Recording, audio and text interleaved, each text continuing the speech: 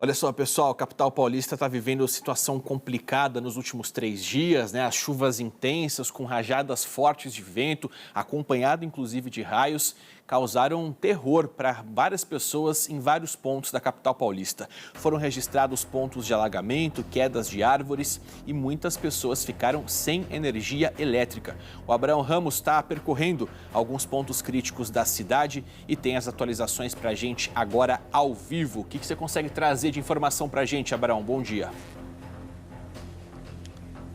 Olha, Casa Grande, uma noite de caos para a população, pelo menos 17 pontos intransitáveis em virtude aí de alagamentos. Nós vamos relatar aí alguns desses pontos e exibir algumas imagens dos transtornos vivenciados pela população.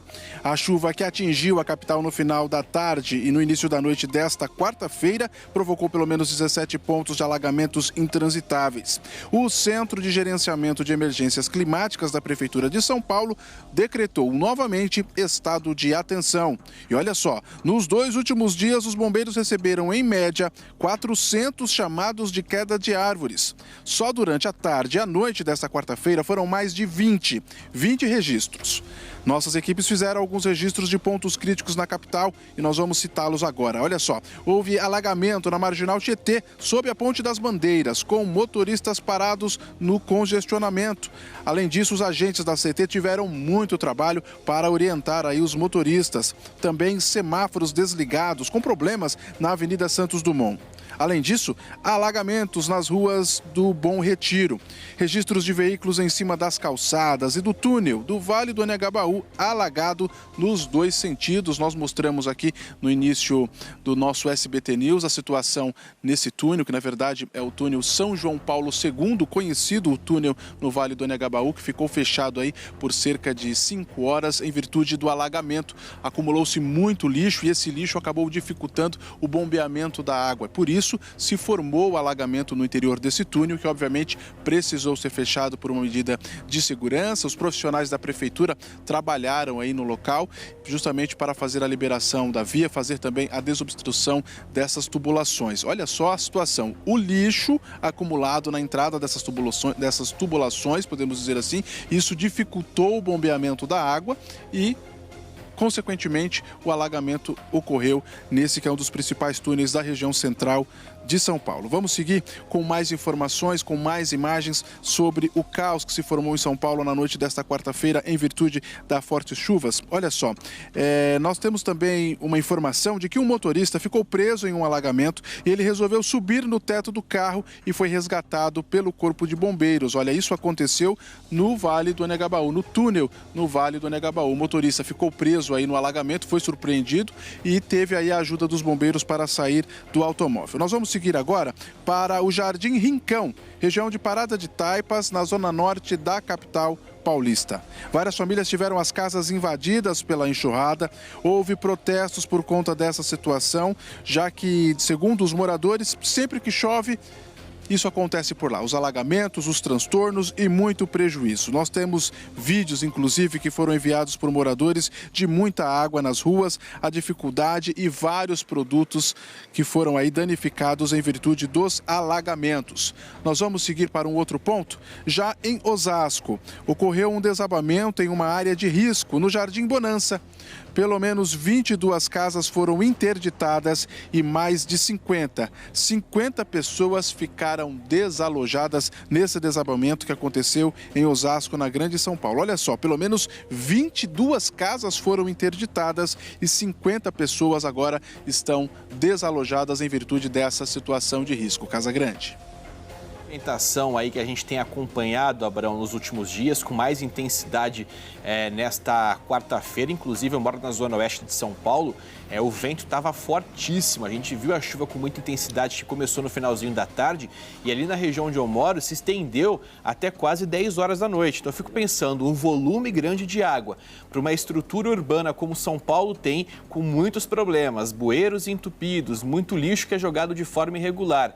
É uma mistura que não dá certo. não adianta. São pontos de alagamento como esse que a gente viu na região ali da Marginal, perto da Ponte das Bandeiras, e tantos outros pontos da capital paulista enfrentando situação complicada. Aí junta a questão do alagamento com a falta de estrutura em semáforos, que você tem uma espécie de apagão ali na rede de semáforos, o trânsito vai ficando complicado, as pessoas vão ficando sem paciência, ou seja, vai virando ali um efeito cascata, né? Um efeito dominó de tantos problemas que o paulistano e aqueles que são da região metropolitana e vêm até São Paulo para trabalhar, por exemplo, ou tem algum compromisso, enfrentam sempre que chove. Ou seja, está todo mundo preocupado, né? Será que num quarto dia seguido de chuva teremos novamente situações como essa que o Abraão está monitorando para a gente? É aquele questionamento que fica. Além da questão envolvendo os alagamentos, pontos de cheia, a gente tem um outro caso, Abraão, que é a falta de energia, né? Muitas pessoas enfrentando problemas com interrupção pontual ou então um pouco mais prolongada de falta de energia.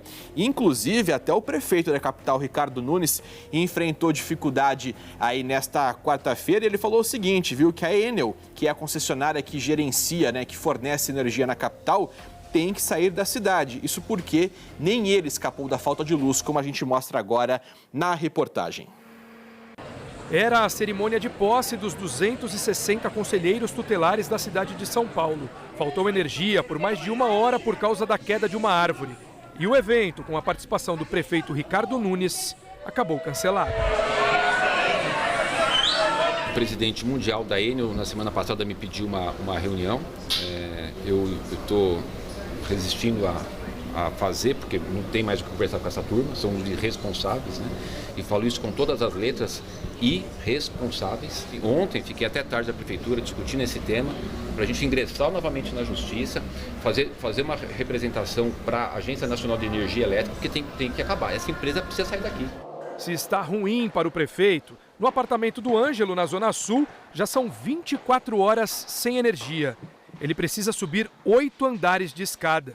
Quando você liga lá, a princípio, eles te dão sempre uma previsão para que a energia vai voltar. No nosso caso aqui, a gente começou a ligar novamente e eles nem previsão não estão dando, estão dizendo que não tem previsão de volta.